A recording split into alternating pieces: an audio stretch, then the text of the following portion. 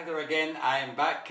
My name is Rich Walton. Welcome to the channel if you're new, and welcome back if you're a subscriber.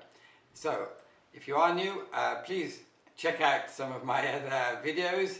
Okay, phrasal verbs, or you love them or you hate them. You should love them. They're wonderful and they're so versatile. Here are 10 more phrases with the preposition up.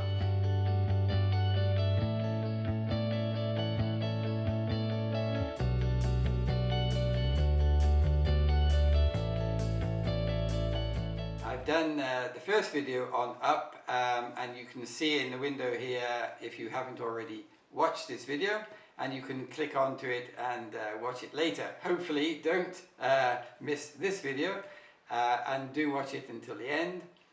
So I've written 10 more phrases.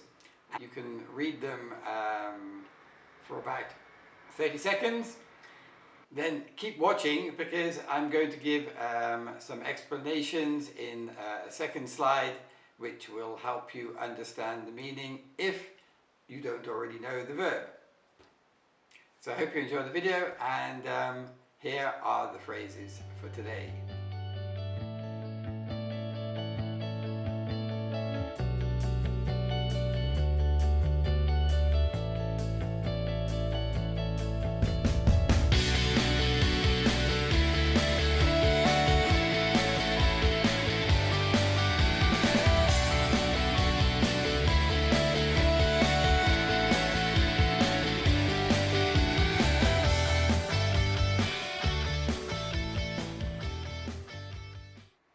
I'm sorry to hold you up, but I do need to check your reservation.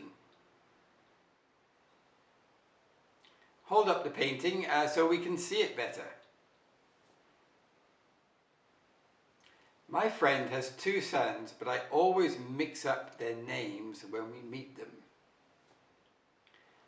My teenage daughter has decided to break up with her boyfriend.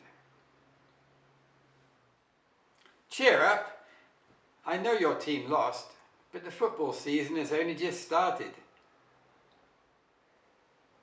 Listen, you go on to the restaurant. I'll catch you up after this phone call.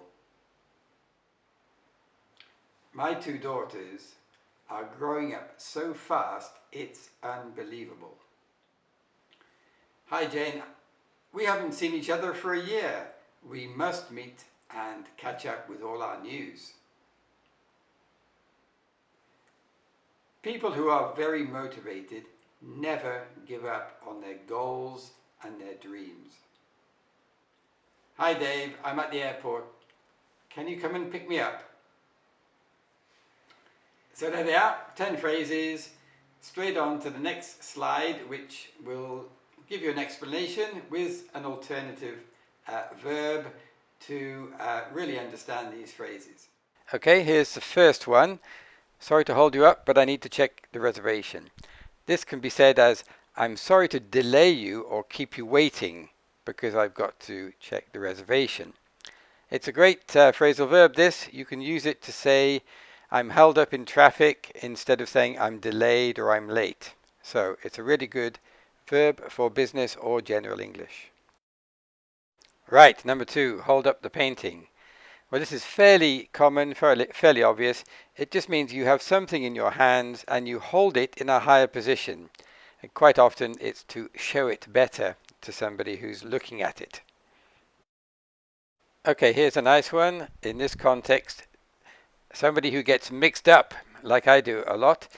I mix up their names. You can also say this, I always confuse their names when I meet them. And it just means to be confused or to get confused, to get mixed up. Right, to break up. In this context, it's a relationship. Now, my daughters luckily are not teenagers yet, but a teenage daughter decided to break up with her boyfriend. That means she's going to stop the relationship. They're not going to be boyfriend-girlfriend. They may still be friends. But that is to break up. Cheer up. Now, this is a great one if you don't like people looking sad, if they're depressed or disappointed with something. In this case, you can say, cheer up. I know your team lost, but the football season's just started. Stop being sad. Be happy. It's not the end of the world. Right, to catch up with somebody in this context.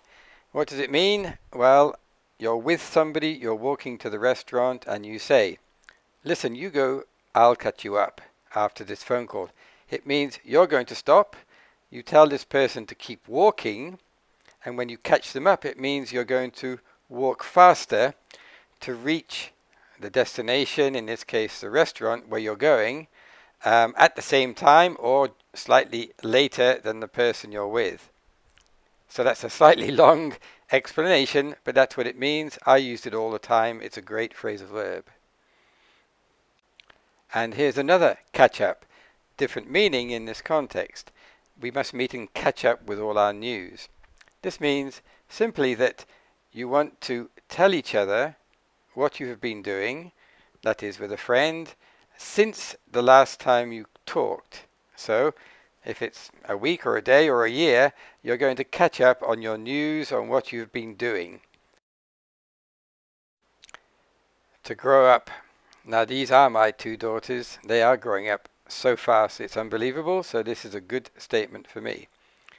And what it means is that children who are transforming from younger to older children, or it could be teenagers to adults, but it's generally about children growing up, that is, getting older. Okay, the last two. This one is to give up. Very frequently used phrasal verb. It does mean that you are going to stop doing something or working towards something or believing in something. If you do give up, you stop. It's used a lot in motivational English, never give up, in sports, motivational type of language. And if you do stop doing something, you can say, I've given up. And you can say, I've given up smoking, for example. Okay, the last one. If you are still watching, well done. You deserve extra stars for staying with the video until the end. This one's pick up. Very important phrasal verb, I think, because it means, in this example, to be at the airport, can you come and pick me up? It means, can you come and collect me from the airport in your car, usually in the car. So you can use it if you're in any location. You go and pick somebody up from a location, and it's almost always in a car. Great, thanks for watching, and see you in another video very soon. I'm updating videos fairly regularly, at least 1 or 2 a week is my goal.